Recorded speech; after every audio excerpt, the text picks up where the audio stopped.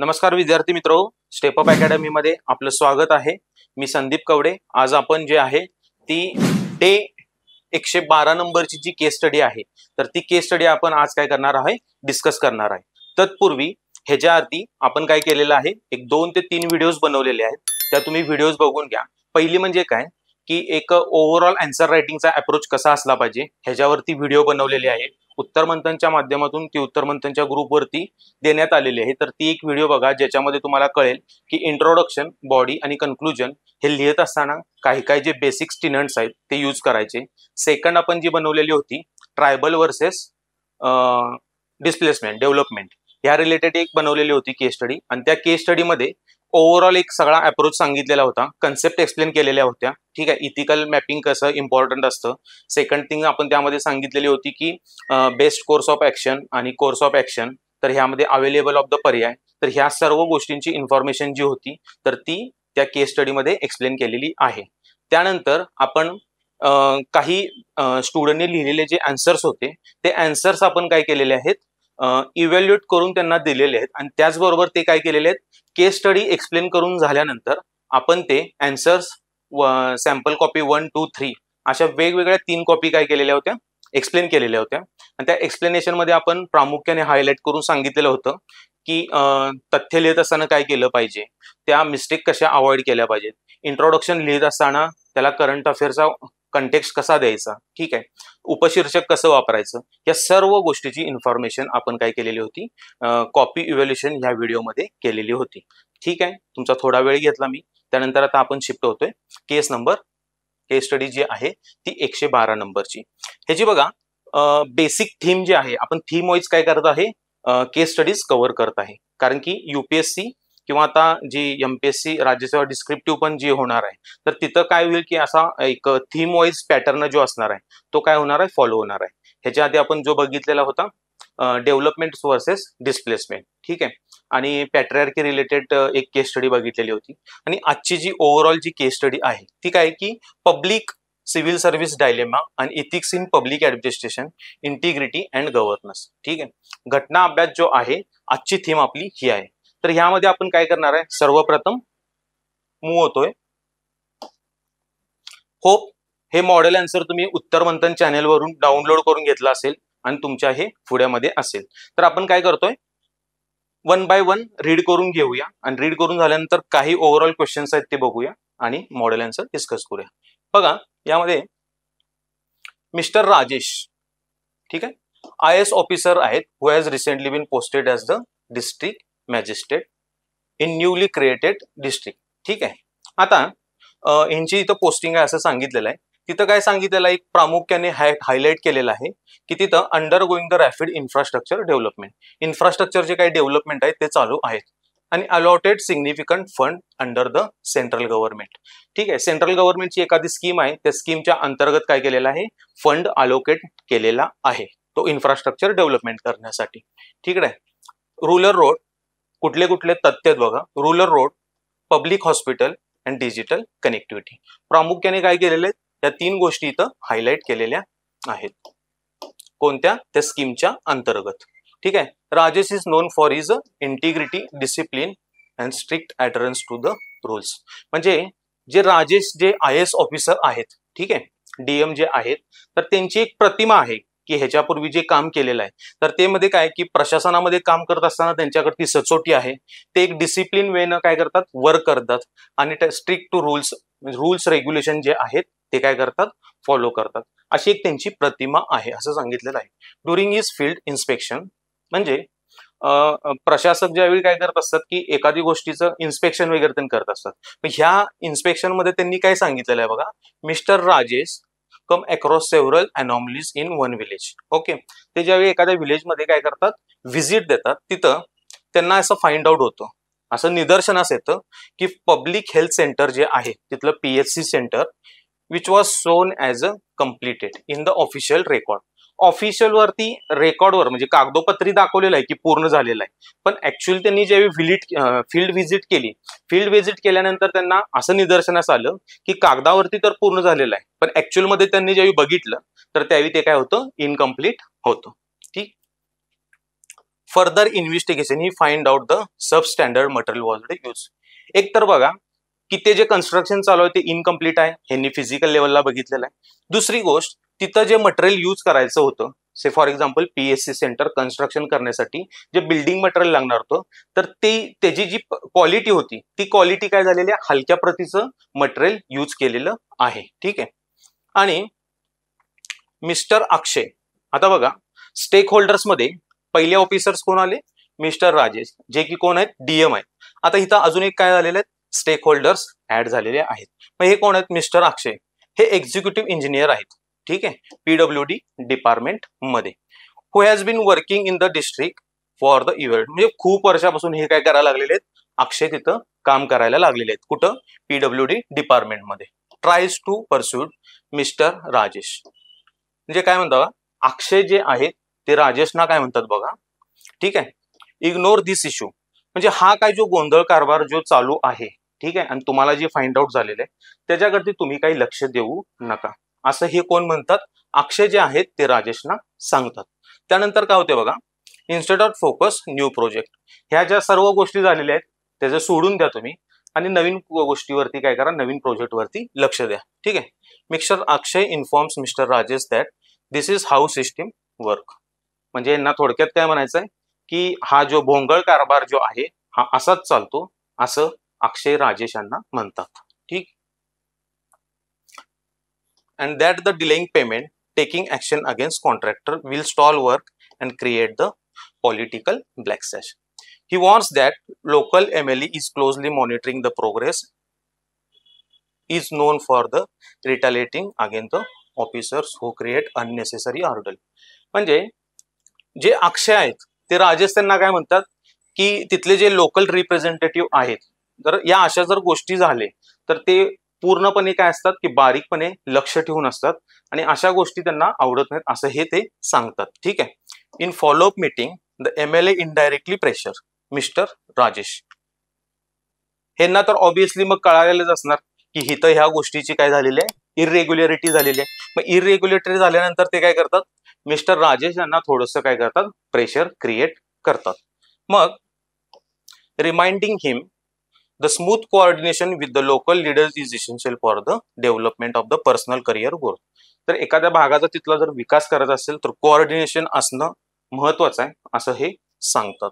त्यानंतर ही हिंट थोडंसं त्यांना वॉर्निंग देऊन देतात that complaint against mister Rajesh may be escalated to the state secretary.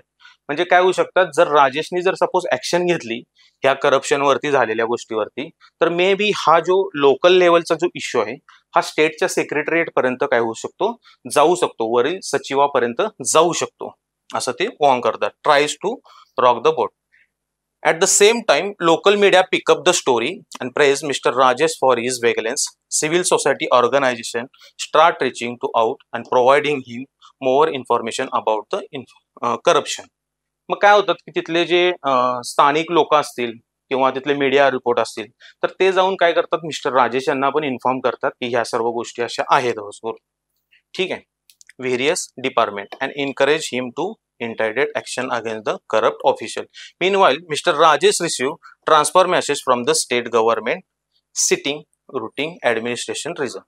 म्हणजे एक रेग्युलर प्रकारे तुमची बदली केलेली आहे अशा प्रकारे ते सांगतात. आणि त्यानंतर काय होते, he suspect that this action is refusal to compromise may have the triggered the transfer. ठीक आहे. तो mister Rajesh now at the crossroad. He is committed to the public service values like the integrity, transparency and accountability. म्हणजे जे काही राजेश आहेत, ठीक आहे, IAS officer, इथं ऑलरेडी नमूद केलेलं आहे बघा. ही गोष्ट जर तुम्ही बघितली तर ऑलरेडी त्यांनी काय केलेलं आहे, नमूद केलेलं आहे. Rajesh is known for his integrity, discipline and strict adherence to the rule. आणि ही सेम गोष्ट ती काय करायला लागलेली आहेत, इथं फॉलो केलेले आहे असं त्यांनी सांगितलेलं आहे. म्हणजे काही एक व्हर्च्यू इथिक्स जे आहेत ते काय करतात, ओव्हरऑल फॉलो करत आहेत. But he is also aware of the political reality and systematic inertia. Mr. Rajesh is aware that any steps he take will have long term consequence. आता बघा, जर राजेशनी जर खरोखरच हे करप्शन असं होते अशा रिलेटेड यांनी काय केलं, पाऊल उचललं, तर ऑब्विसली काय होणार आहे, तिथलं जे PSC सेंटर आहे ते चांगल्या प्रकारे होऊ शकतं. सब स्टँडर्ड जे मटेरियल यूज केलेलं आहे तिथं क्वालिटी मटेरियल जाऊ शकतं. आणि अल्टिमेटली काय होऊ शकतो, तिथील जे विलेजर्स आहेत त्या रुग्णांना काय होणार आहे, त्याचा भविष्यामध्ये फायदा होणार आहे. तर अशा ठिकाणी हे काय करतात, राजेश एका बाजूने विचार करत आहेत आणि दुसऱ्या बाजूने ते विचार काय करतात की सपोज मी जर असं जर केलं, म्हणजे ड्युटी मी फक्त काय करणार आहे, ओव्हरऑल फॉलो करणार आहे, कॉन्सिक्वेन्स काय पण असू देत, माइट बी माझी काय होऊ शकते, ट्रान्सफर होऊ शकते. तर ओव्हरऑल बघा आजची जी केस स्टडीज होती तर ही केस स्टडी अशी सांगत होती. तर आजची थीम होप तुम्हाला ही पूर्ण केस स्टडी अंडरस्टँड झाली असेल. तर आता आपण यामध्ये काय केलेलं आहे की टोटल एक 3 क्वेश्चन्स काय केलेले आहेत, फ्रेम केलेले आहेत. आता हे 3 क्वेश्चन्स बघण्याच्या आधी आपलं एक महत्वाचं जे अप्रोच आहे ते म्हणजे काय, इथिकल मॅपिंग. म्हणजे फॉर एक्झाम्पल केस स्टडी तुम्ही ज्यावेळेस रीड करता, रीड करून झाल्यानंतर आपलं मेन ऑब्जेक्टिव्ह आहे की उत्तरं या विचारलेल्या प्रश्नांची उत्तरं देण्या अगोदर आपल्याला की ओव्हरऑल हे काय कळालं पाहिजे की केस स्टडी अंडरस्टँडिंग झाली पाहिजे. कमीत कमी 6 ते 7 पर्यंत आपल्याला केस स्टडी काय करायचे असतात, लिहायचे असतात आणि टाइम लिमिट पण असतं. मग अशा वेळेस एवढी मोठी केस स्टडी जर बघितली तर आता कुठे इथं छोटे छोटे असे पॅरेग्राफ पण नाहीत बघा, अशी एकदमच मोठी दिलेली आहे. तर मग ही रीड करून झाल्यानंतर ह्यामध्ये स्टेक होल्डर्स कोण आहेत, फॅक्ट कोणते आहेत, कॉन्फ्लिक्टिंग व्हॅल्यूज काय व्हायला लागलेले आहेत. तर हे जर थोडंसं कन्फ्युजन अवॉइड करण्यासाठी आपण जी कन्सेप्ट राबवतो ती म्हणजे कोणती आहे, इथिकल मॅपिंग. तर आता आपण काय होतोय, इथिकल मॅपिंगला शिफ्ट होतोय. आता इथिकल मॅपिंग मध्ये आपण प्रामुख्याने काय केलेलं आहे,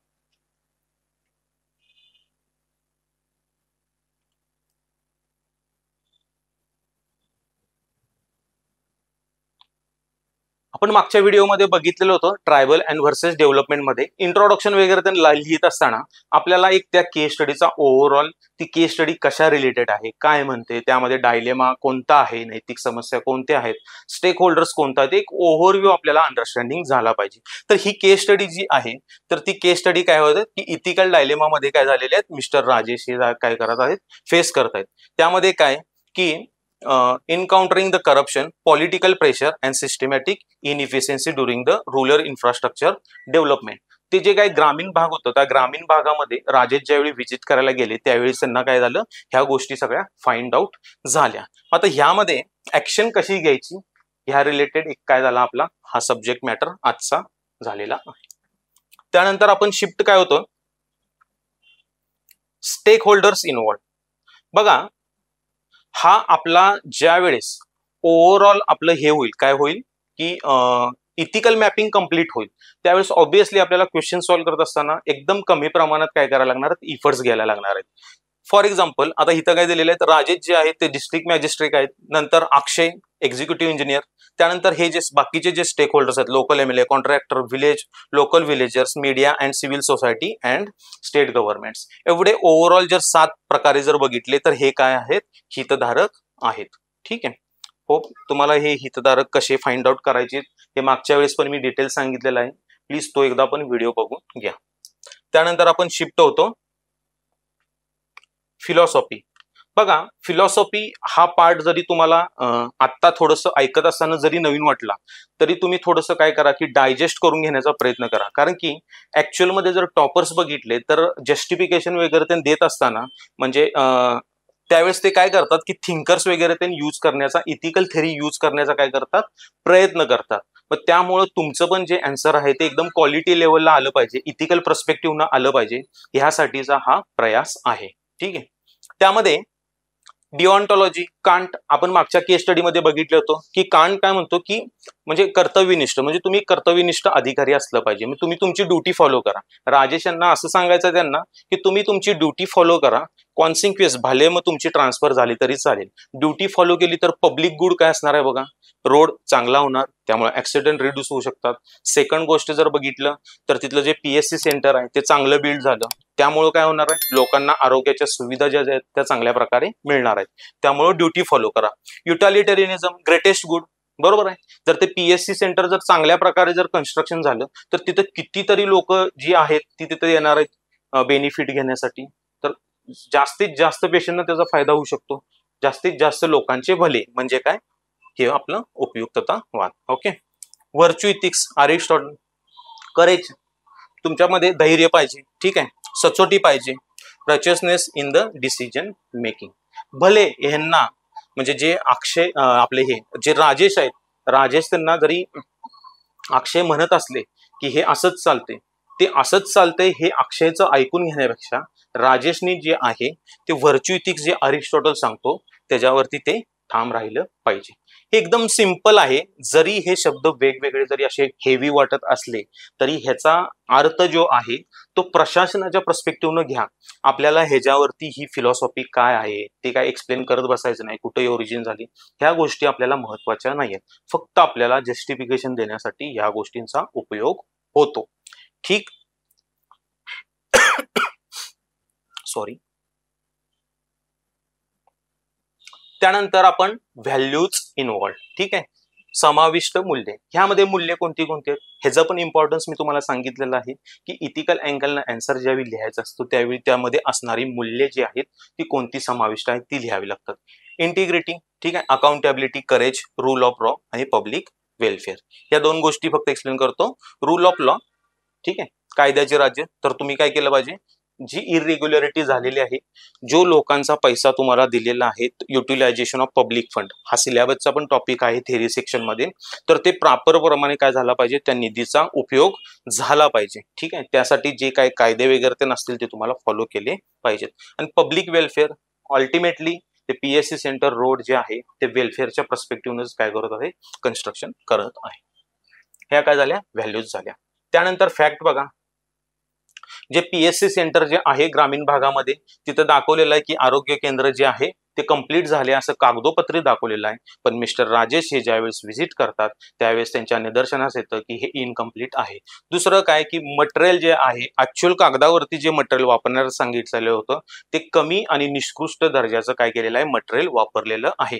पॉलिटिकल प्रेशर आलेले आहे, तिथले जे लोकल रिप्रेझेंटेटिव्ह आहेत ते सांगतात की बाबा जरा डेव्हलपमेंट करायची असेल तर तुम्ही पण कोऑर्डिनेशन केलं पाहिजे, पण ते कोऑर्डिनेशन जे आहे ते वेगळ्या पर्स्पेक्टिव्ह नाही, हे केस स्टडी मध्ये सांगितलेलं आहे, मी म्हणत नाही. ठीक आहे, transfer issues after the exposing corruption. तर ह्या अशा गोष्टी केलं तर ट्रान्सफर होते. आणि मीडिया अँड सिव्हिल सोसायटी हे जे काय आहेत तर त्यांच्या ते समर्थनात उतरलेले आहेत. होप हे जे इथिकल मॅपिंग होतं इम्पॉर्टंट होतं, तुम्हाला अंडरस्टँडिंग झालं असलं. ठीक, त्यानंतर बघा आजचा आपला आहे काय होता, केस स्टडीचा पार्ट होता. यामध्ये आता मी तुम्हाला जस्ट काय केलं, importance of the ethical mapping सांगितलं. बघा इथिकल मॅपिंग केल्यामुळं तुम्हाला ज्या वेळेस तुम्ही क्वेश्चन सॉल्व्ह करणार आहे, ज्या वेळेस तुम्ही काय करणार आहे, हे जे आपले क्वेश्चन्स असणार आहेत, फॉर एक्झाम्पल बघा यामध्ये जे किती दिलेले आहेत, 3 क्वेश्चन्स दिलेले आहेत. ठीक आहे, what are the ethical issues, responsibilities, course of action. तर हे ज्यावेळी प्रश्न आपण काय करणार आहे, ऍड्रेस करत असणार आहे, हे ऍड्रेस करत असताना 1 2 3 आपल्याला एक ओव्हरऑल मॅपिंग केल्यामुळं काय झालेलं आहे की एक डायरेक्शन मिळतं. ठीक आहे, केस स्टडी सॉल्व्ह करत असताना इश्यूज विचारले की परफेक्ट, नैतिक समस्या विचारले की बरोबर त्या फोकसनं आपल्याला काय करता येतं, एक डायरेक्शन मिळतं, आपली द्विधा मनस्थिती होत नाही. सेकंड, क्लिअरिटी ऑफ थॉट्स येतो. ठीक आहे, म्हणजे फॉर एक्झाम्पल मागच्या केस स्टडीच्या इव्हॅल्युएशन मध्ये मी जसं तुम्हाला सांगितलं होतं, श्री चेतन हे IAS ऑफिसर होते, तर तिथे एका स्टुडंटनी काय केलेलं होतं, श्री राजेश असं लिहिलेलं होतं. मग त्यामुळे थोडंसं काय होतं की मॅपिंग तुम्ही परफेक्ट केलं ना की तुम्हाला क्लिअरिटी पण काय जाते, येऊन जाते, जेणेकरून एखाद्या केस स्टडीमध्ये तथ्य लिहित असताना चुका होत नाहीत. आणि ह्या चुका जर टाळल्या ऑब्विसली तुमचे जे मार्क डिडक्ट होणार असतात तेच ऑब्विसली तुम्हाला काय होतात, मार्क चांगल्या ठिकाणी घेऊन जातात. त्यानंतर control over the answers. Overall काय होतं, मग असं पण आपण बघितलं, सपोज फॉर एक्झाम्पल नैतिक समस्या 3 लिहिल्या, 3 लिहिल्यानंतर आपण पुढचा क्वेश्चन लिहायला जातो आणि मग परत काय होतं, रिव्हर्स इंजिनिअरिंगनं अजून वाटतं की अरे यार अजून एक इथिकल इश्यू लिहिला असता तर चांगला असतं, नैतिक समस्या अजून एक लिहिली चांगली असती, नैतिक द्वंद्व मला आता आठवतोय आणि मी कन्क्लुजन लिहायला लागलेलं आहे. मग हे काय होतं माहिती आहे का, थोडंसं विस्कळीत स्ट्रक्चर होतं. मग असं हे व्हायला नसायला पाहिजे, त्यासाठी हे इथिकल मॅपिंग इम्पॉर्टंट आहे. स्टार्टिंगला थोडंसं जड जाईल पण ह्या वेनी तुम्ही जावा, कारण की ऑब्विसली तुम्हाला 3 तासामध्ये पूर्ण पेपर काय करायचा आहे, कव्हर करायचा आहे. आणि तो कव्हर करत असताना कसा टाइम मध्ये तो बरोबर बसवायचा यासाठी ही गोष्ट तुम्ही फॉलो करा. आता बघा तुमच्या एक मनामध्ये एक असा विचार असेल, काय असेल की यार ठीक आहे मी इथिकल मॅपिंग केलं तर ह्याच्यावरती टोटल 3 क्वेश्चन विचारलेले आहेत, हे टोटल 3 क्वेश्चन विचारलेले आहेत पण ते कोरिलेट कसं करायचं. इथिकल मॅपिंग जे आपण 5 टेबलमध्ये केलेलं आहे आणि जे विचारलेले प्रश्न आहेत, मग ह्याचं कोरिलेशन कसं करायचं, हा एक प्रश्न तुमच्या मनामध्ये असेल तर त्या प्रश्नाचं निरसन आपण करूया. एक बघा, टेबलमध्ये फॅक्ट होते, तथ्य होते, बरोबर.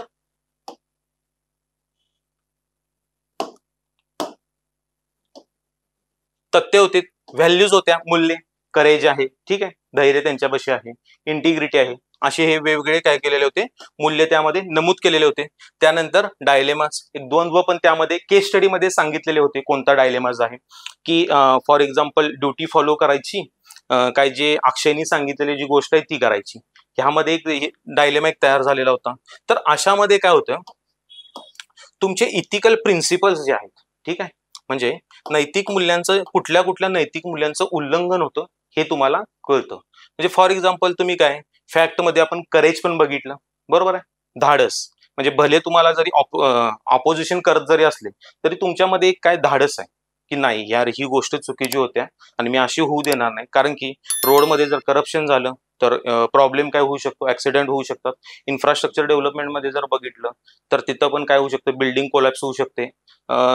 जे मटेरियल असतं पेशंटला वगैरे यूज करण्यासाठी जे पीएससी मध्ये असतं ते जर लो क्वालिटीचं जर यूज केलं तर ऑब्व्हियसली त्यांच्या हेल्थवरती इम्पॅक्ट होणार आहे. ठीक आहे, right to health constitutional perspective जर बघायला गेलं तर ह्या गोष्टीचं तुम्ही काय केलं पाहिजे, मग तो जो टेबल केलेला आहे तो टेबल काय केला पाहिजे, इथं क्वेश्चन बरोबर लिंक केला पाहिजे, ज्याच्यातून तुम्हाला काय होतं नैतिक मूल्यांचं कुठल्या कुठल्या उल्लंघन झालेलं आहे हे स्पष्टपणे दिसतं. जसं मी इथं तुम्हाला करेजचं रिलेटेड जे होतं ते सांगितलेलं आहे. ठीक आहे, दुसरी गोष्ट फॅक्ट मध्ये अजून पण एक गोष्ट अशी होती की फॉर एक्झाम्पल जे पीएससी जे आहे ते काय झालेलं आहे, ऑन पेपर कम्प्लीट दाखवलेलं आहे, पण ऍज अ पर्स्पेक्टिव्हने जर बघितलं ओव्हरऑल लेवलला तर तिथं व्हिजिट केल्यानंतर त्यांना फाइंड आउट झालं की हे परफेक्शन झालेलं नाही. मग बघा, तुम्ही जर एक चांगल्या प्रकारे जर इथिकल मॅपिंग केलं असतं खरोखरच तुम्हाला मग काय होतं की हे ठोसपणे हे सगळ्या गोष्टी कळतात, त्यामुळे लिहिताना गडबड होत नाही, धांदल होत नाही. आणि जर तुम्ही जर इथिकल मॅपिंग जर केलं नाही तर मग प्रत्येक वेळेस तुम्ही काय करणार, अंदाज करत बसणार. तुम्ही हे एकदा काय करा, एक्सपेरिमेंट करून बघा की किती, मग आपण किती अंदाज लावणार सांगा ना. 3 तासाचं आपल्याला लिमिट आहे, पेपर कव्हर करायचा आहे आणि अशामध्ये किती वेळा तुम्ही विचार करत बसणार आहे की हे असेल का ते असेल का. त्यापेक्षा सिंपल मेथोडॉलॉजी फॉलो करा, मॅपिंग करा. मॅपिंग करून झाल्यानंतर ऑब्व्हियसली आपलं काय असतं, हे आपलं काय आहे, टार्गेट आहे. ठीक आहे, हे अननेसेसरी आपण काय करत बसणार, गेसवर्क करत बसणार. तर आपल्याला ही गोष्ट काय करायची आहे, टाळायची आहे. त्यानंतर आपण थोडंसं शिफ्ट होतो.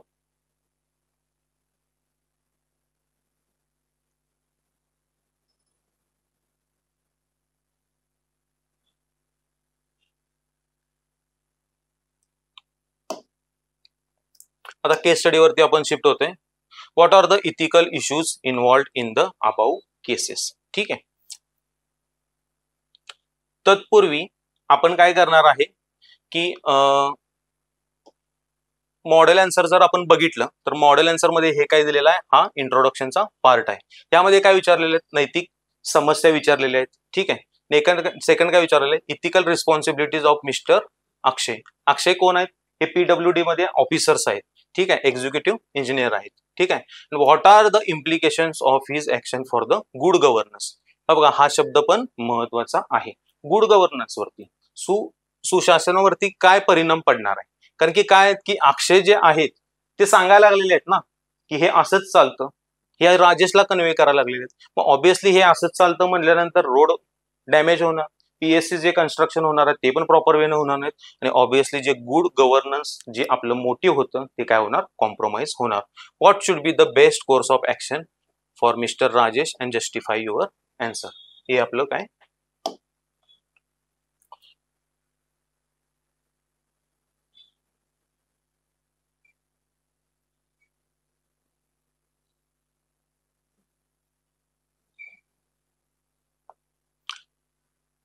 त्यानंतर बघा, जे इथिकल मॅपिंग होतं त्यामध्ये mister Akshay's ethical responsibility and governance implications. ठीक आहे, तर ह्यामध्ये काय की आपण मॅपिंग करत असताना वेगवेगळे स्टेक होल्डर्स, भागधारक, ठीक आहे, हितधारक घेतलेले होते आणि त्यामध्ये काय केलेले होते की ओव्हरऑल त्यांची जी ड्युटी होती ती ड्युटी आपण काय केलेली होती, तिथं ड्युटी आपण काय केलेली होती, फाइंड आउट केलेली होती. म्हणजे फॉर एक्झाम्पल अकाउंटेबिलिटी असेल, ट्रान्सपरन्सी असेल, ठीक आहे, म्हणजे पारदर्शकता कशी मेंटेन ठेवायची. ऑन पेपर जे दाखवलेलं आहे की ही बिल्डिंग कंप्लीट झालेली आहे, तर तिथं ट्रान्सपरन्सी ठेवणं महत्वाचे आहे. दुसरी काय, अकाउंटेबिलिटी जर तुम्ही बघायला गेला, एक उत्तरदायित्व आहे ना, की कुठलीही गोष्ट जर प्रॉब्लेम जर झाला तिथं, तर तुम्ही उद्या अँसरेबल असणार आहे. तर त्यासाठी ह्या आपण व्हॅल्यूज जे आहेत इथिकल मॅपिंग मध्ये केलेल्या होता. आणि नंतर जे होतं ते best course of action. Ethical मॅपिंगचं महत्व अजून आपण समजून घेत आहे. ठीक आहे, पहिल्यांदा ते घेतलं, दुसऱ्यांदा हे, आता तिसरं बेस्ट कोर्स ऑफ ऍक्शन. म्हणजे तिसरा क्वेश्चन सोडवत असताना इथिकल मॅपिंगचं महत्व कसं असणार आहे बघा. एक, इथिकल थेरीज मी तुम्हाला सांगितलं, त्या 3 थेरीज. कांटींची डिओन्टॉलॉजी सांगितली, युटॉलिटरियनची जी सांगितली, ठीक आहे, जास्तीत जास्त लोकांना फायदा PSC ला कसा होणार आहे, म्हणजे जी रुग्ण असणार आहेत त्यांना, आणि त्याच्यामधल्या व्हॅल्यूज, म्हणजे धैर्य कसं ठेवलं पाहिजे. तर ह्यामध्ये काय असणार आहे, अल्टिमेटली लोकांचं कल्याण होणं हेच पब्लिक सर्व्हिस. म्हणजे काय, IAS, इंडियन ऍडमिनिस्ट्रेटिव्ह सर्व्हिस. ठीक आहे, एक पब्लिक सर्व्हिस. अल्टिमेट आपलं काय की पब्लिक सर्व्हिसच मोठी आहे ना, तर पब्लिक गुड आपल्याला काय करायचं आहे.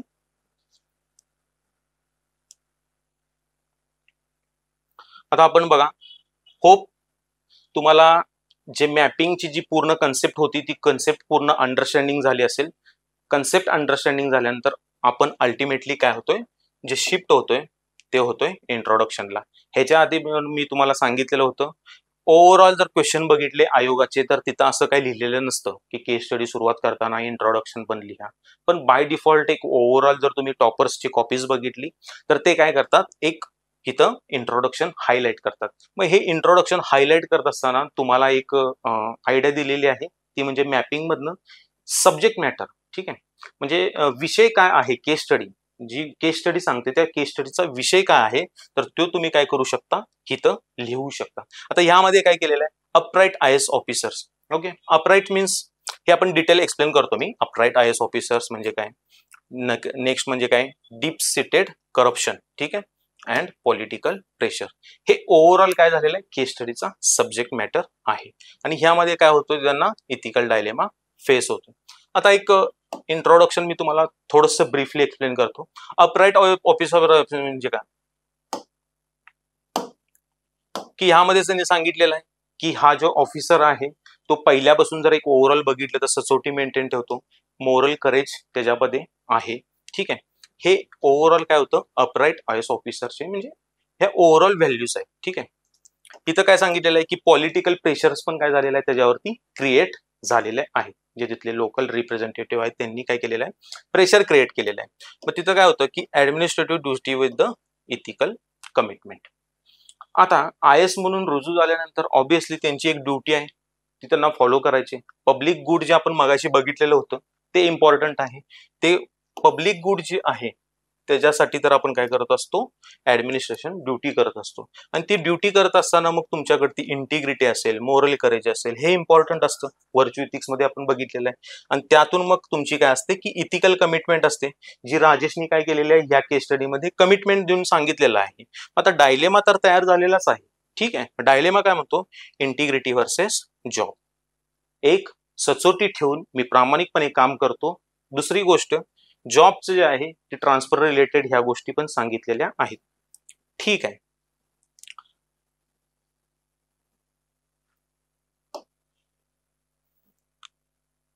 त्यानंतर बघा मी एक कंटेक्स्ट दिलेला आहे.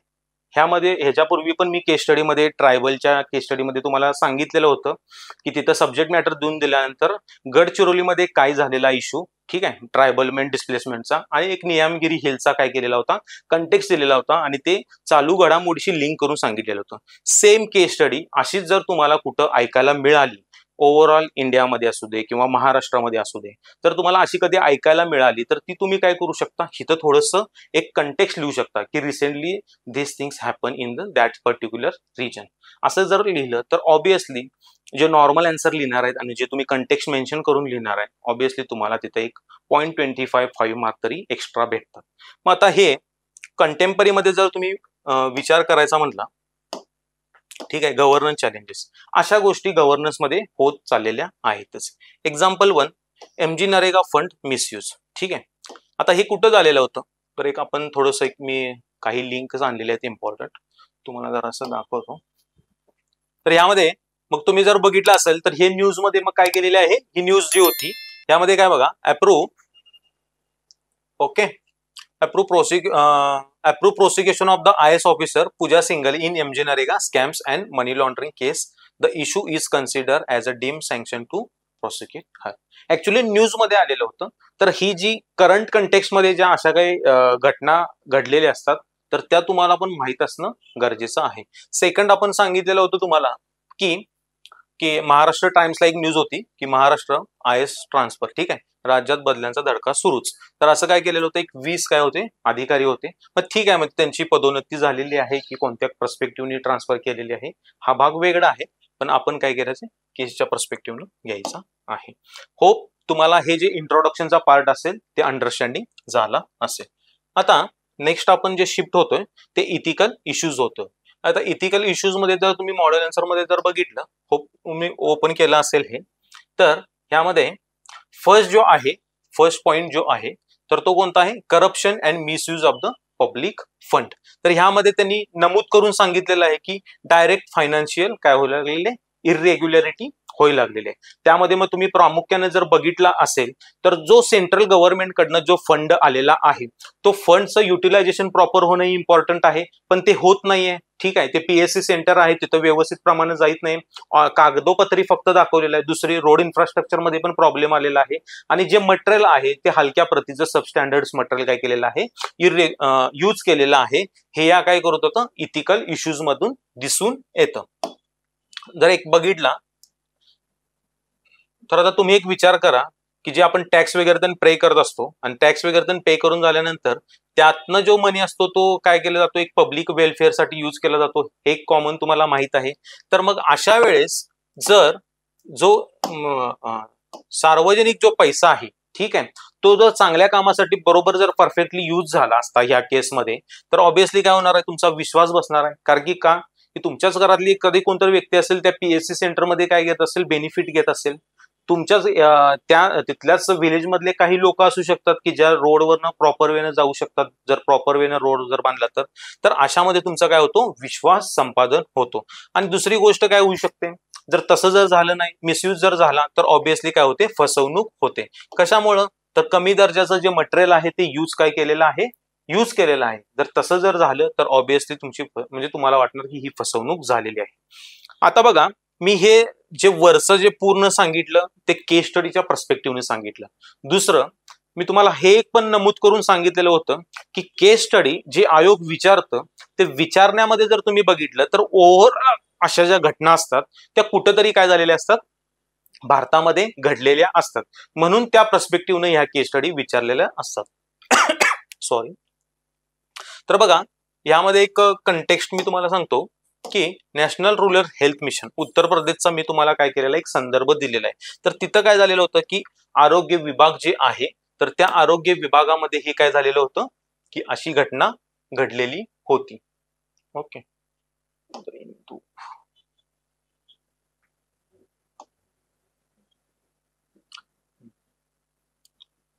ही जर तुम्ही बघितली तर ही न्यूज त्या रिलेटेड आहे, नॅशनल रूरल हेल्थ मिशन जो स्कॅम आहे. तर ह्या घटना ज्या आहेत ते तुम्ही चालू घडामोडी वाचत असताना तुम्हाला ऑलरेडी माहिती आहे, फक्त तुम्ही काय करायचं की त्या पर्स्पेक्टिव्हने एकदा बघायचं आहे की हा इथिकल केस स्टडीसाठी ह्या कशा महत्वाच्या आहेत. तर ही एक तुम्हाला केस स्टडी मी निदर्शनास आणून दिलेली आहे. हा कंटेक्स्ट होप तुम्हाला कळाला असेल. सेकंडला आपण शिफ्ट होतोय. केस स्टडी मध्ये काय दिलेलं आहे बघा, सेकंड मुद्दा, abuse of power and coercion. The executive engineer and the local MLA exert pressure to Mr. Rajesh to overlook norms, thereby endangering his career. आता हे जे एक्झिक्युटिव्ह इंजिनियर जे असतील, कोण आहेत तिथं, अक्षय जे असतील, आणि तिथले जे लोकल रिप्रेझेंटेटिव्ह आहेत तर ते त्यांना प्रेशर क्रिएट करायला लागलेले आहेत. अक्षयांचं तर म्हणणं असं आहे की हे असंच चालतं तर तुम्हाला थोडंफार केलं पाहिजे. पण हा काय झालेला आहे, मग इथं एक प्रकारचा नैतिक समस्या निर्माण झालेली आहे मिस्टर राजेश यांच्या पुढं. मग अशा वेळेस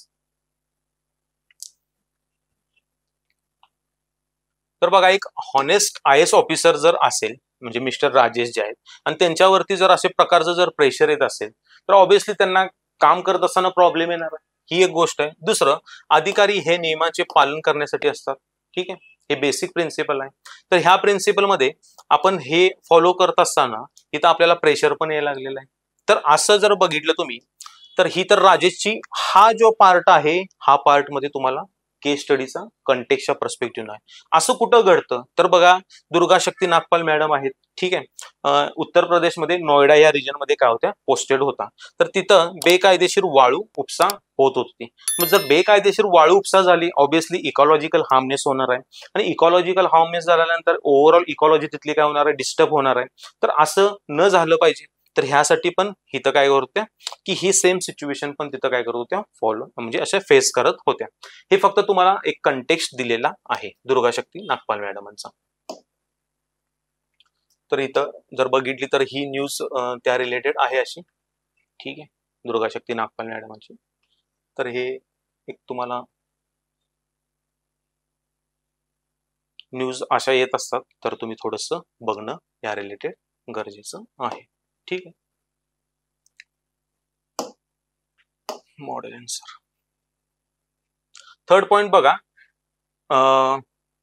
threat of the political pressure and interference, ठीक आहे. तर इथं काय म्हणतात की the local MLA indirect question and statement that the development is only possible through the coordination. तुम्ही काय केलं पाहिजे की कोऑर्डिनेशन केलं पाहिजे. पण बघा, ऑब्व्हियसली कोऑर्डिनेशन करणं हे काय चुकीचं नाही. प्रशासक असेल किंवा हे आपलं फॉर एक्झाम्पल तिथले लोकल रिप्रेझेंटेटिव्ह असेल, ठीक आहे, तर ह्यांच्यामध्ये कोऑर्डिनेशन असणं इम्पॉर्टंट आहे, त्याबद्दल काही डाऊट नाही. पण असं असताना इंटरफरन्स झाला नसला पाहिजे. तर थर्ड नंबरचा जर तुम्ही पॉइंट बघितला तर कोऑर्डिनेशन काय होऊ शकतं, एक समन्वय येऊ शकता, ठीक आहे.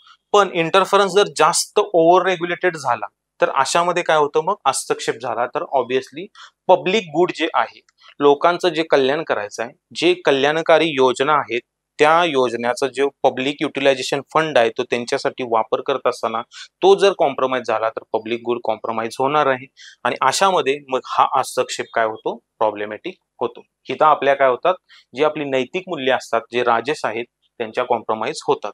मग इथं अशोक खेमका सरांचं मी काय केलेलं आहे, एक्झाम्पल दिलेलं आहे. मग ह्यांनी पण हरियाणामध्ये पोस्टेड असताना जे लँडमध्ये इरेग्युलरिटीज होत होत्या तर तिथं पण त्यांनी काय केलं, एक धाडस चांगलं दाखवलं. त्यांना पण हा नैतिक समस्यांना तोंड द्यावं लागलेलं आहे. त्यानंतर आपण फोर्थ नंबरच्या पॉइंट वरती जातो. फोर्थ नंबरचा पॉइंट काय म्हणतो बघा, lack of transparency and accountability, ठीक आहे. पारदर्शकता आणि उत्तरदायित्व, ह्या दोन काय ही जी मूल्य आहेत आपण हे कुठून घेतलेलं आहे बघा, लॅक ऑफ ट्रान्सपरन्सी आणि अकाउंटेबिलिटी. जी आपण इथिकल मॅपिंग मध्ये जी मूल्य लिहिलेली होती तिथून फक्त पिक केलेला आहे आणि त्याला लॅक हा शब्द जोडलेला आहे. का तर समस्या विचारलेल्या आहेत म्हणून, ठीक आहे. फॉल्सिफाईंग ऑफिशियल रेकॉर्ड, फॉल्सिफाईंग काय केलेले आहेत, ऑफिशियल रेकॉर्ड शोज केलेले आहेत आणि त्यामध्ये काय केलेलं आहे, कम्प्लिशन झालेलं आहे असं दाखवलेलं आहे. म्हणजे तुमचे फॅक्ट आहेत, ऑब्जेक्टिव्हिटी, इथं काय होते, लॅकिंग व्हायला लागलेली ती, बरोबर का. मग अशामुळे काय होतं की क्वालिटी ऑफ वर्क, जे लोकांना आपण क्वालिटी ऑफ सर्व्हिस देणार आहे तिथं काय होतं, कॉम्प्रोमाइज होतो. ह्या रिलेटेड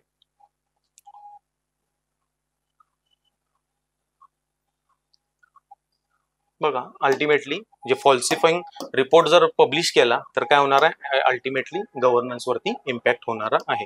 चुकीच्या नोंदणी झाल्या नसल्या पाहिजेत, ठीक आहे. जे कागदोपत्री दाखवलेलं होतं ते चुकीचं होतं. दुसरी काय, जो निधी होता तो डायव्हर्ट झालेला आहे दुसऱ्याच काढण्यासाठी, ठीक आहे. पण हे असं कुठं घडलं, असं जे हे आहे हे कुठं घडलं, हे फक्त तुम्हाला एक एक्झाम्पल माहित असू दे म्हणून मी दिलेलं आहे की toilet scam in the Bihar. कागदोपत्री दाखवलेत की एवढे एवढे टॉयलेट कन्स्ट्रक्शन झालेले आहेत, पण ऍक्च्युअल रियालिटीमध्ये ज्यावेळेस व्हिजिट केली, कन्सिडर करा की मिस्टर राजेश व्हिजिटला गेलेले आहेत आणि त्यावेळेस हे असं काय झालेलं आहे त्यांना फाइंड आउट झालेलं आहे. अशा तुम्हाला मी वेगवेगळ्या न्यूज दाखवलेल्या आहेत, तर त्यातून तुम्ही काय करत जावा, चालू घडामोडीतून वाचत जावा. आता इथं काय दिलेलं आहे, नंतरचा जो आहे, lack of whistle blower protection and retaliation. Rajesh transfer is officially term as the routine administrative decision. एक फक्त रुटीन हे केलेलं आहे, सांगितलेलं आहे ते फक्त. पण त्यांना असं वाटतं की आपण जे या सगळ्या गोष्टी ज्या फाइंड आउट वगैरे त्यांनी केल्या त्याच्यामुळे हा सगळा बहुतेक प्रॉब्लेम झाला असेल असा पण ते एक विचार करायला लागलेले आहेत. पण हा विचार करत असताना शेवटी त्यांनी ठरवलेलंच होतं आपली जी प्रशासनामध्ये असलेली जी सचोटी आहे ती सचोटी काही जरी केलं तरी आपण काय करायचं आहे, कॉम्प्रोमाइज करायचं नाही. ह्या नैतिक मूल्याशी ते ठाम होते आणि ठाम असताना तुम्हाला एक नवीन जो शब्द आलेला आहे व्हिसल ब्लोअर, हे व्हिसल ब्लोअर प्रोटेक्शन म्हणजे काय तुम्हाला माहित असणं गरजेचं आहे. त्यामध्ये बघा प्रामुख्यानं आता एखाद्या ऑर्गनायझेशन आहे त्या ऑर्गनायझेशन मध्ये तुम्ही काय करत असता, आता इथं फॉर एक्झाम्पल ह्याच केस स्टडी मध्ये जर विचार करायचा झाला तर इथं कोण आहेत, राजेश सर आहेत, बरोबर आहेत. अजून तो दुसरे जर स्टेक होल्डर्स बघितले तर अक्षय आहेत, जे पीएससी मध्ये जे काम करणार असतील ते लोक असतील, तिथले ग्रामीण लोक असतील. परत दुसरी गोष्ट कोण आहे तर ते मीडिया रिपोर्ट वगैरे ते आहेत. तर हे सर्व काय आहे एखाद्या ह्या केस स्टडी मध्ये सगळे इन्व्हॉल्व आहेत आणि ह्या केस स्टडी मध्ये सगळे इन्व्हॉल्व असताना जे राजेश आहेत, ठीक आहे, एखादं अनधिकृत कृत्य ज्यावेळी तिथं होतं, तिथं करप्शनच्या इरेग्युलरिटीज होतात, अशा वेळेस एखाद्या ऑर्गनायझेशन मध्ये अशी जी प्रॉब्लेमॅटिक सिच्युएशन ज्यावेळी होते किंवा अशा ज्या घटना घडतात आणि हे उघडकीस आणलं जातं, तर उघडकीस आणताना म्हणजे उघडकीस आणणारा जो असतो म्हणजेच कोण की एक व्हिसल ब्लोअर असतो. ठीक आहे, तर हे व्हिसल ब्लोअर यासाठी भारत सरकारचा एक कायदा पण आहे. तो तुम्हाला कोणता कायदा आहे ते कमेंट सेक्शन मध्ये जरूर टाका. त्यानंतर बघा इन्क्रीज व्हॉइस, म्हणजे ह्यामध्ये काय केलेलं आहे, जे राजेश आहेत त्यांनी काय केलेलं आहे, ह्या सिस्टीमच्या विरोधात आवाज उठवण्याचा प्रयत्न केलेला आहे.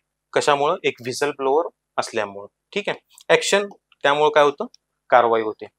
बघा एक पर्सनॅलिटी इम्पॉर्टंट आज इथं तुम्हाला मी सांगतो आहे, ती म्हणजे एक ऍडमिनिस्ट्रेटर आहेत सत्येंद्र दुबे.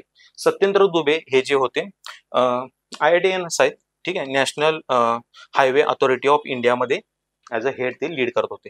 तर अशा वेळेस काय होतं की गोल्डन क्वाड्रिलॅटरल हायवे प्रोजेक्ट जो होता, एक प्रकल्प होता, त्या प्रकल्पामध्ये ह्या अशा गोष्टी काय झालेल्या होत्या, प्रॉब्लेम होत होता की जे खरं आहे ते मी सांगायला चाललेलं, मग ह्यांनी यांच्या ह्याच्यामध्ये खरं काय सांगितलं तर पीएमओला लेटर लिहून सांगितलं की ह्या गोष्टीमध्ये इरेग्युलरिटी व्हायला लागली. पण नंतर त्यांचं काय झालं हे तुम्हाला पण माहिती आहे. मग अशा वेळेस ही सेम कंटेक्स्ट इथं लागू होतो. हे फक्त जे एक्झाम्पल्स दिलेले आहेत मी तुम्हाला ह्याच्या आधी सांगितलेलं आहे, असं कुठंतरी भारतामध्ये हे घडत असतं, त्यामुळेच ह्या अशा केस स्टडी विचारलेल्या असतात, जेणेकरून तुम्हाला थिंकिंग करण्यासाठी एक चांगला बेस मिळेल म्हणून हे एक्झाम्पल सांगितले आहेत. होप तुम्हाला आज जी नवीन कन्सेप्ट आलेली आहे ती पण अंडरस्टँड झाली असेल. त्यानंतर आपण जे शिफ्ट होतोय ethical responsibilities of the mister Akshay. Ethical responsibility, बरोबर आहे, प्रशासनामध्ये काम करत असताना तुम्ही नैतिकता म्हणजे नैतिक जबाबदारीनं काम केलं पाहिजे, बरोबर आहे. त्यामध्ये तुमचं जे करेज आहे, परत तुमच्या ज्या व्हॅल्यूज आहेत, इथिक्स असेल, इंटिग्रिटी असेल, या सर्व गोष्टी कॉम्प्रोमाइज झाल्या नसल्या पाहिजेत. पण ethical responsibility of mister x जर तुम्ही त्या पर्स्पेक्टिव्हनं केस स्टडीच्या पर्स्पेक्टिव्हनं बघायला गेला तर executive engineer mister x has a several ethical responsibilities. चांगलं काम करायची प्रत्येक प्रशासकाची जबाबदारी असते, पण he failed out to afford, हे झालेलं नाही. मग काय झालेलं नाही आपण वन बाय वन बघूया. यामध्ये इंटिग्रिटी आणि हॉनेस्टी, सचोटी आणि प्रामाणिकपणा.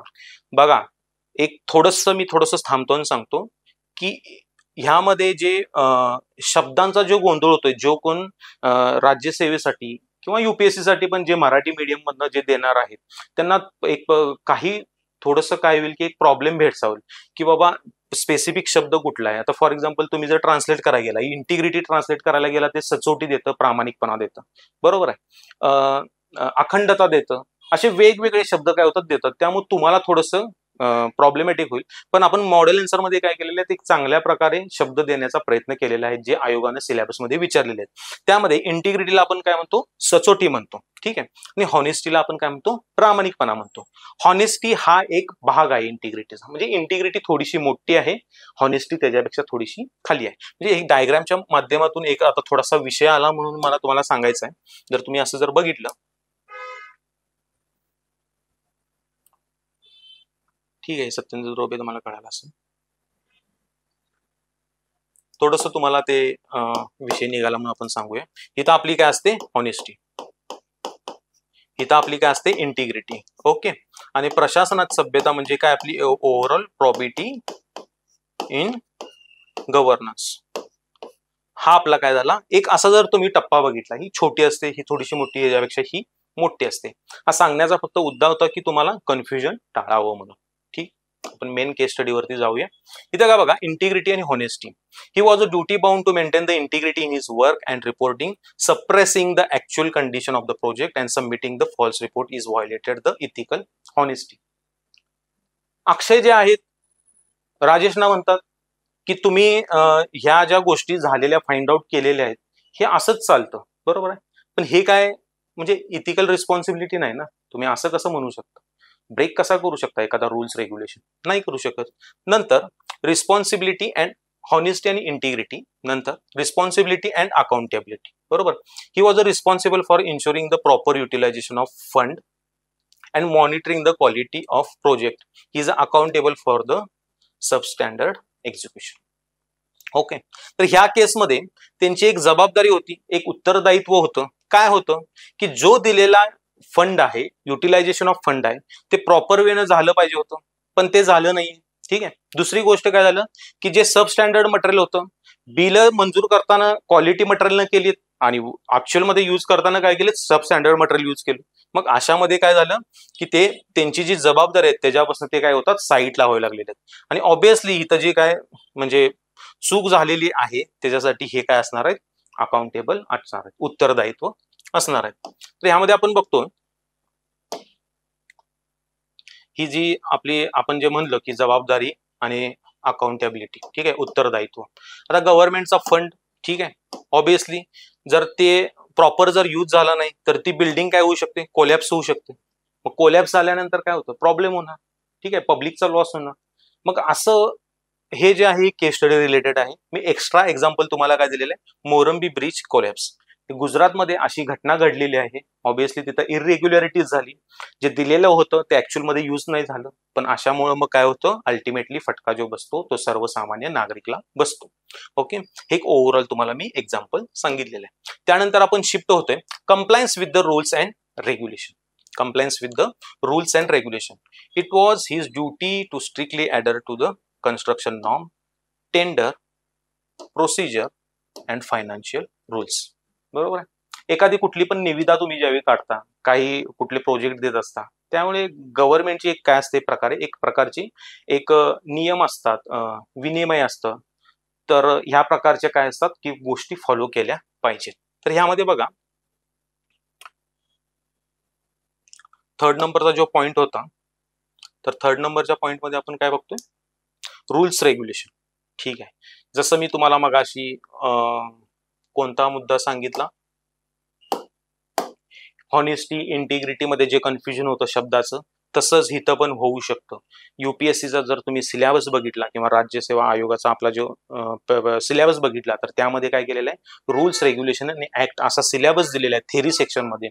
तर रूल्स आणि रेग्युलेशन जादा करून लोकांनी काय केलेलं आहे की रेग्युलेशनला नियम, ह्याला नियम म्हणलेला आहे आणि ह्याला नियमावली म्हणलेला आहे. ठीक आहे, पण नियमावली हा शब्द नाहीये, त्याच्यासाठी आयोगानं जो दिलेला शब्द आहे तो विनिमय आहे. प्लीज त्यामुळे लिहित असताना जे मराठी मीडियमचे स्टुडंट्स असतील त्यांनी मराठी शब्दाचा वापर प्रॉपर करा. त्यासाठी फक्त आणि फक्त एकच रूल आहे, तो म्हणजे आपल्याला आयोगाचा दिलेला जो सिलेबस आहे तो फॉलो करायचा आहे. ठीक, आता ह्यामध्ये काय झालेलं आहे, टेंडर प्रोसेस जे आहे तिथं काय केलेलं आहे, ते एक वेग प्रकारे दिलेली आहे. टेंडर प्रोसेस कोणती कोणती आहे ती. ओके, त्याचं उल्लंघन झालेलं आहे. कन्स्ट्रक्शन स्टँडर्ड सांगितलेलं होतं, बिलं तर निघलीच प्रॉपर वेनं, पण तसं ऍक्च्युअल मध्ये झालं का, नाही झालं. पण हे पण काय झालेलं आहे, बांधकामाचे पण जे निकष होते ते निकष काय झालेले आहेत, कॉम्प्रोमाइज झालेले आहेत. आणि कॉम्प्रोमाइज जाऊन ऑन पेपर फक्त दाखवलेलं आहे की प्रॉपर आहे, पण ऍक्च्युअल ग्राउंड रियालिटी जी आहे त्या ग्राउंड रियालिटीवरती ह्या सर्व गोष्टी काय झालेल्या आहेत, जे निकष आहेत ते फेल ठरलेले आहेत. ओके, मग त्यामुळे काय होतं, ऑब्विसली सिटीजन ट्रस्टचा काय तो अविश्वास येतो. आता बघा, दिल्ली फ्लायओव्हर कॅग ऑडिट. ठीक आहे, तिथं फाइंड आउट झालं, कॅग जे आहे इन्स्टिट्यूट यांनी काय केलं, ऑडिट केलं. या दिल्लीमध्ये अशी घटना घडलेली होती आणि ह्या कंटेक्स्टमध्ये मी तुम्हाला सांगतोय की मग अशामुळे काय होतं की अनावश्यक खर्च जो रेग्युलॅरिटीमध्ये जो पाहिजे होता तो झाला नाही आणि दुसराच झाला. तर ही गोष्ट अशी दिल्लीमध्ये घडलेली आहे. ठीक आहे, ट्रान्सपरन्सी पारदर्शकता ठेवणे इम्पॉर्टंट आहे. Maintaining transparency in the project progress and keeping all records updated and accurate was a essential. He ethical responsibility आहे. एक प्रशासक म्हणून तुम्ही काम करत असताना पारदर्शकता पाहिजे. अपहोल्डिंग हाय स्टँडर्ड्स. ओके,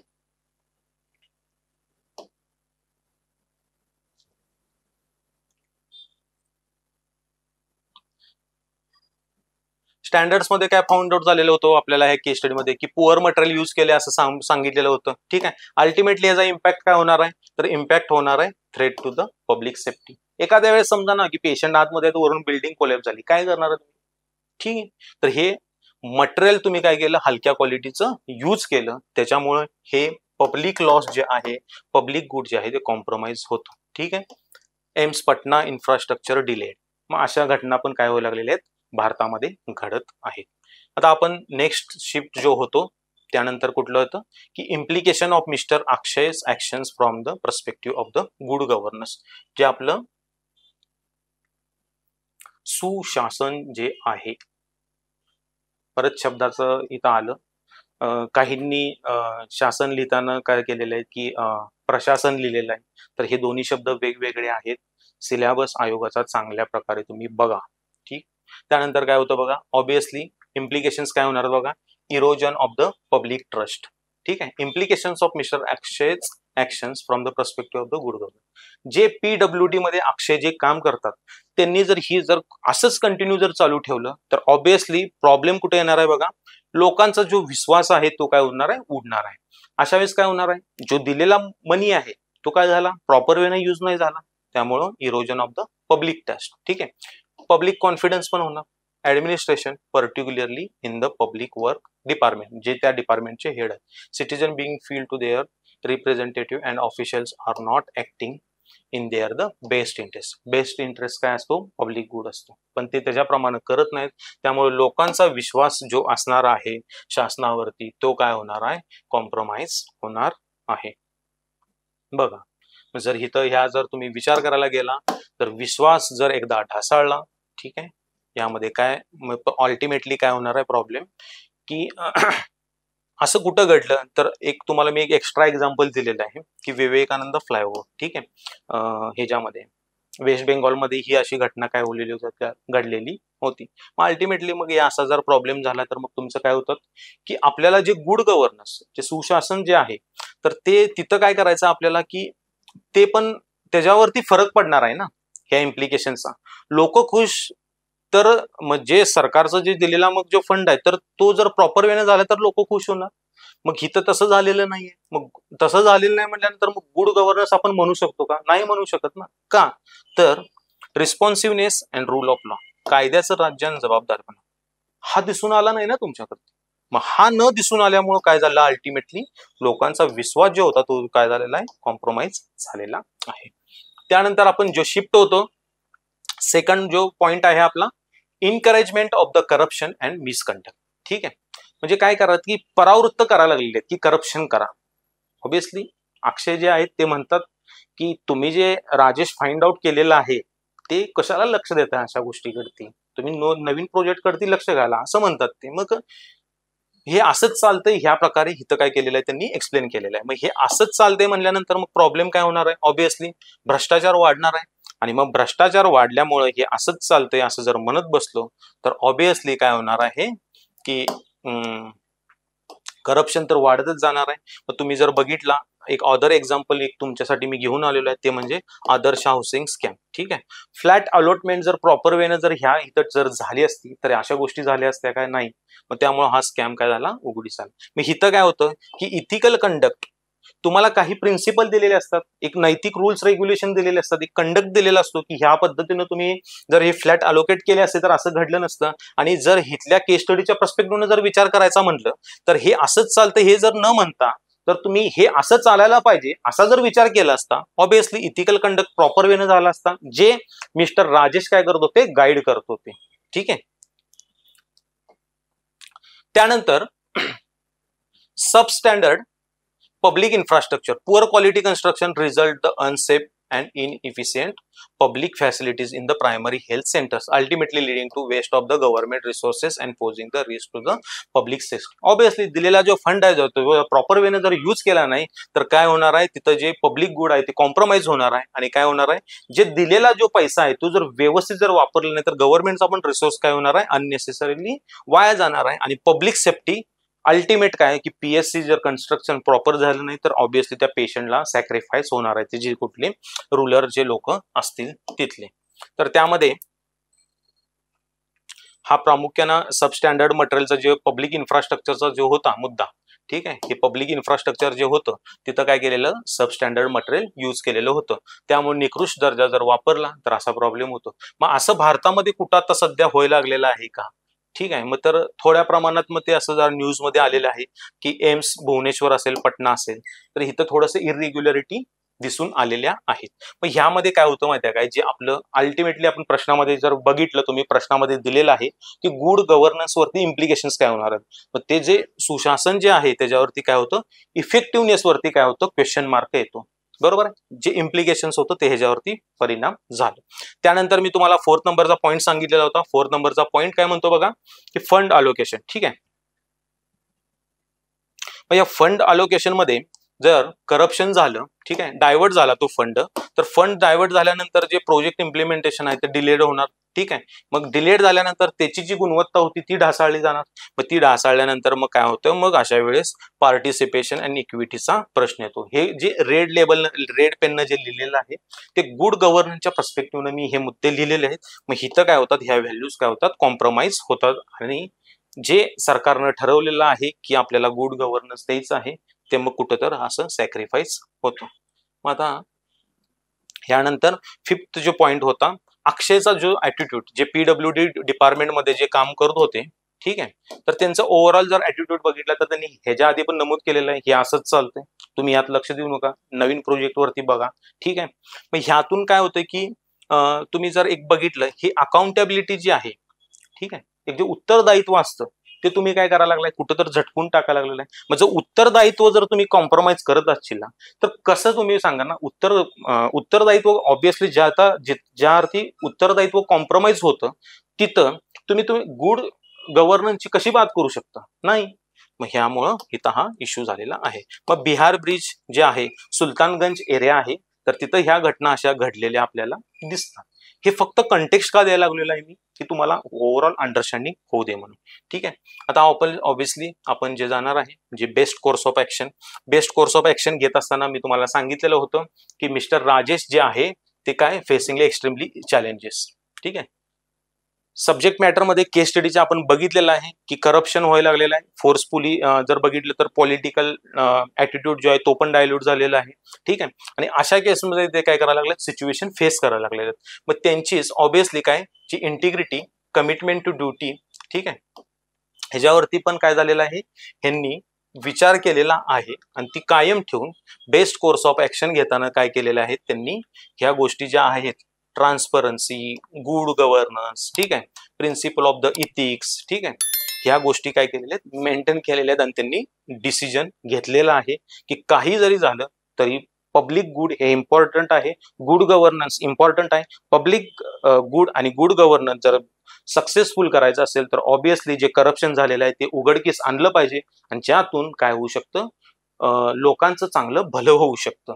मग आता ह्यामध्ये बघा, ऑब्विसली मी तुम्हाला सांगितलेलं होतं की बेस्ट कोर्स ऑफ ऍक्शन ज्यावेळी तुम्ही काय करता, चूज करत असता, तर ते चूज करत असताना तुमचं जे आन्सर आहे ते एक इथिकल वेनं दिसलं पाहिजे, ठीक आहे. नाहीतर मग प्रत्येक वेळेस मग जनरली स्टुडंट लिहिताना काय करतात की मी सिनियरचं कन्सल्टेशन घेईन, मग मी ज्युनियरला सांगीन, ठीक आहे. हे जनरलिस्टिक असतं, हे जनरलिस्टिक आन्सर नसलं पाहिजे.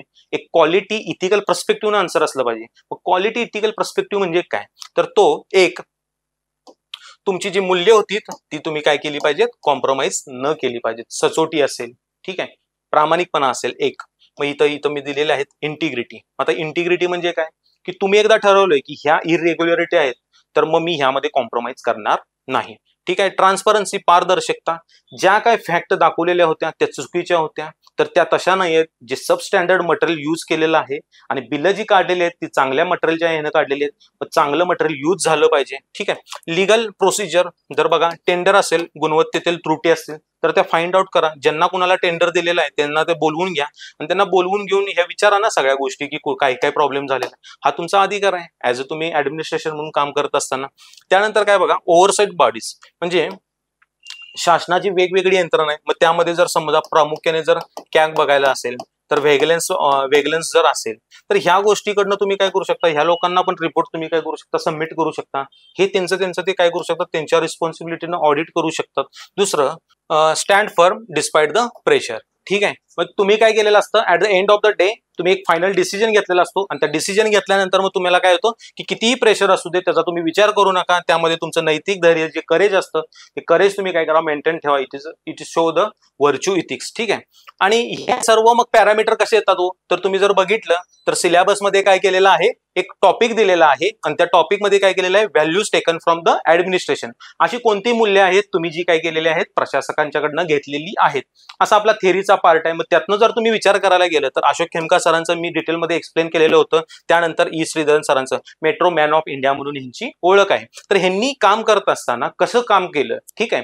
मग ट्रान्सपरन्सी कशी मेंटेन ठेवली. दुसरी, करेज जर पर्स्पेक्टिव्ह जर बघितला, ह्यांच्या पण नाही जर 50+ ते काय झालेले आहेत, ट्रान्सफर झालेले आहेत. अशामध्ये त्यांनी काय केलं की नैतिक धैर्य जे होतं ते कधी ढासळू दिलं नाही, ते पण त्यांनी काय केलं, मेंटेन ठेवलं.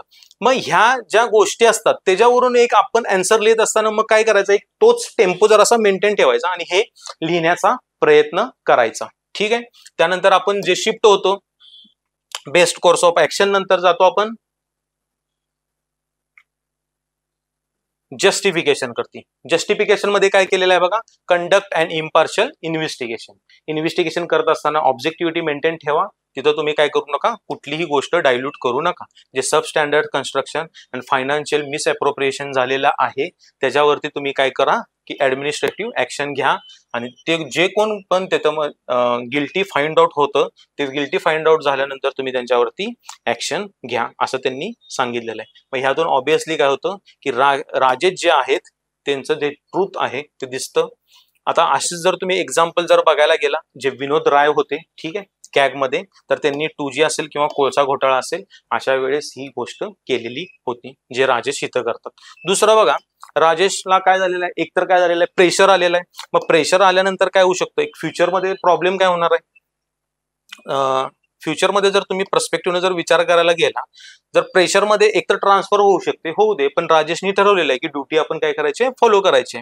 मग हे फॉलो केल्यामुळं भविष्यामध्ये लोकांना बेनिफिट चांगला होणार आहे. जे पब्लिक गुड होतं, जे गुड गव्हर्नन्स होतं ते ऑब्विसली काय होणार आहे, चांगलं होणार आहे. मग अशामध्ये अशोक खेमका ट्रान्सफर किती जरी झाल्या तरी त्यांनी त्याचा विचार केला नाही. त्यानंतर थर्ड पॉइंट येतो जस्टिफिकेशन मध्ये, राजेश जे आहेत तर त्यांनी काय केलेलं आहे की हायर अथॉरिटी जे आहे, ठीक आहे, हायर अथॉरिटीला मग एकतर ते काय करू शकतात, असं कळवू शकतात की असा असा प्रॉब्लेम इथं होत आहे सध्या, या गोष्टी मी टॅकल करत आहे. मग अशा जर तुम्ही जर बघितलं, म्हणजे फॉर एक्झाम्पल ह्यांची राजेश त्यांची काय झालेली होती, ट्रान्सफर झालेली होती. असंच जर तुम्हाला मी सांगायचं म्हणलं तर दुर्गा शक्ती नागपाल मॅडम ज्या IAS होत्या, ठीक आहे, उत्तर प्रदेश नोएडामध्ये काम करत असताना वाळू माफियांच्या विरोधात घेतलेलं जे पाऊल होतं तिथं पण त्यांना हा प्रॉब्लेम फेस करायला लागलेला होता. पण नंतर त्यांनी काय केलं, जे गव्हर्नमेंट, जे तिथलं शासन असेल त्यांना काय केलं की सर्व गोष्टींची तथ्य निदर्शनास आणून दिली आणि तिथला तो प्रॉब्लेम सॉल्व्ह झाला. राजेश पण करू शकतात आणि पब्लिक गुड अचीव करू शकतात. हॉनेस्ट राजेशनी, ठीक आहे, पब्लिकचा पण सपोर्ट आहे, मीडियामध्ये पण त्यांना काय केलेलं आहे, चांगल्या प्रकारे सपोर्ट मिळालेला आहे. आणि हे सर्व मिळत असताना मग आपल्याला काय होतं की हिथं जे आहे ते जस्टिफिकेशन आपण चांगल्या प्रकारे दिलं की एक इथिकलचा एक वलय येतो त्यामध्ये. आणि त्यानंतर इथिकल जस्टिफिकेशन पण एक सब हेडिंग दिलेलं आहे. ह्यामध्ये काय दिलेलं आहे की म्हणजे एक व्हॅल्यूज दिलेले आहेत. बघा, मी इथिकल मॅपिंग कसं सांगितलेलं होतं, ते आता व्हॅल्यू इथं काय फक्त करायचे, पुट करायचे. त्यामुळे काय होतं, पब्लिक सर्व्हिस अचीव होऊ शकतं. कारण कॅटेगरिकल इम्पेरेटिव्ह मध्ये काय म्हणतो की ड्युटी फॉलो करा, कॉन्सिक्वेन्सचा विचार करू नका, त्यामध्ये डिस्पाइट द पर्सनल रिस्क, मग तुम्ही काय करा, करेज मेंटेन ठेवा. At the end of the day आपण ठरवलेलं आहे की सरतेशेवटी आपण केस स्टडी जी आहे ती कन्क्लूड करायची. केस स्टडी मध्ये काय म्हणतात की मिस्टर राजेश जे होते, remain the true, he is the ethical values, public duty without yielding the systematic pressure. जे काय अक्षय प्रेशर करत आहेत, जे काय तिथले लोकल रिप्रेझेंटेटिव्ह प्रेशर करत आहेत, त्याच्याकडे न लक्ष देता तुम्ही फक्त काय करा, एक चांगली व्यक्ती म्हणून राहा आणि तुम्ही काय करा, तुमची ड्युटी फॉलो करा. आणि त्यामुळे काय होईल की तुमचं जे चॅलेंजेस होते, ठीक आहे, काही जरी झालं तरी, बदली झाली तरी दुसरीकडे तुम्ही काम करू शकता, पण at the end of the day लोकांच्या वरती जो विश्वास असतो तो चांगल्या प्रकारे राहतो. मग एक कन्क्लुजन करताना मग at the end of the day यातून काय दिसून येतं की तुम्ही तुमची जी व्हॅल्यू ऑफ इंटिग्रिटी होती ती तुम्ही काय केली, मेंटेन केली. म्हणजे अल्टिमेटली सत्यमेव जयते. असे काही मागच्या वेळी मी तुम्हाला संत तुकारामांची अभंगवाणीतील इन्व्हायरमेंट वर्सेस डिस्प्लेसमेंट मध्ये मी तुम्हाला सांगितलं होतं की वृक्षवल्ली आमा सोयरे वनचरे असं वगैरे त्यांनी सांगितलं होतं. मग अशा ठिकाणी मग तुम्ही सत्यमेव जयते,